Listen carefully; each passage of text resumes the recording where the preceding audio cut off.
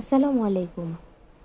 আমি আজ মজাদার একটি আমড়া আচারের রেসিপি নিয়ে হাজির হলাম। আমি আজ শেখাবো কিভাবে সহজে আমড়ার আচার বানানো যায়। চলেন শুরু করা যাক। প্রথমে এখানে পরিমাণ মতো সরিষার তেল দিয়ে দেব। তারপর কিছু শুকনো মরিচ, দুটো তেজপাতা দিয়ে ভালোভাবে নাড়াচাড়া করব।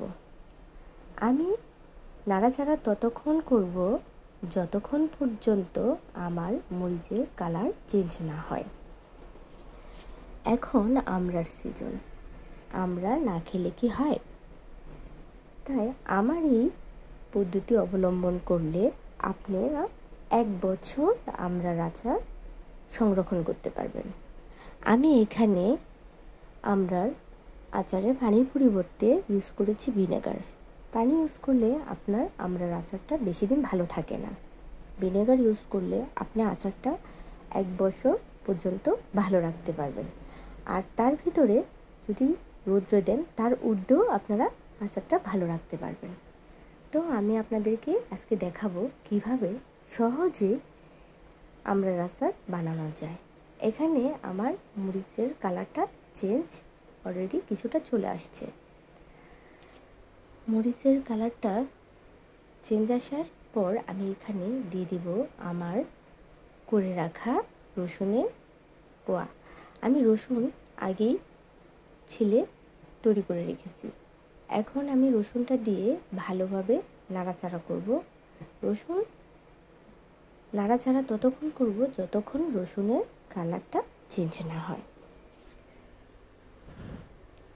এখন আমি এখানে দিয়ে দিব আমার তৈরি করা মশলা। যেমন আমি এখানে আদা বাটা, রসুন বাটা, 1 চামচ মরিচের গুঁড়া, সামান্য হলুদের গুঁড়া, লবণ, তারপর কালারের জন্য দিয়ে দিয়েছি কাশ্মীরি মরিচ।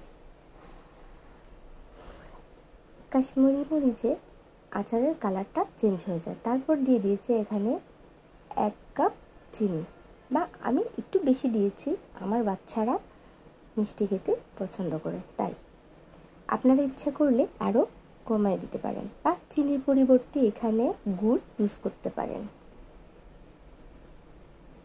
এখন আমি এটা ভালোভাবে নেড়ে চেড়ে যখন এর ঘনত্ব চলে আসবে তখন আমি এখানে দিয়ে দেব ভিনেগার। ভিনেগার দিয়ে আমি এখানে কিছুক্ষণ নেড়ে চেড়ে দিয়ে দিয়েছি আমড়াটা দিয়ে নাড়াচাড়া করব। নাড়াচাড়া করে এটাকে চুলার আঁচটা বাড়িয়ে দিয়ে নাড়াচাড়া করব। নাড়াচাড়া করার পর এখানে আমি ঢেকে দিব। আমড়ার আচারটা ঢেকে দিব প্রায় 15 থেকে 20 মিনিটের মতো। 15 থেকে 20 মিনিটের ভিতরে আমার আমড়ার আচার কমপ্লিট। এখন আমি উপরে দিয়ে দেব গরম মশলা। গরম মশলা দিয়ে আচারটা আমি ভালোভাবে নাড়াচাড়া করে নেব।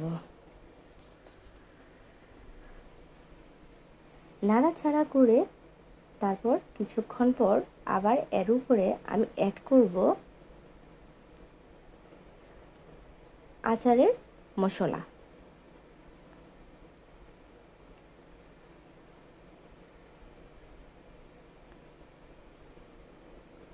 নাড়াচাড়া করতেছি।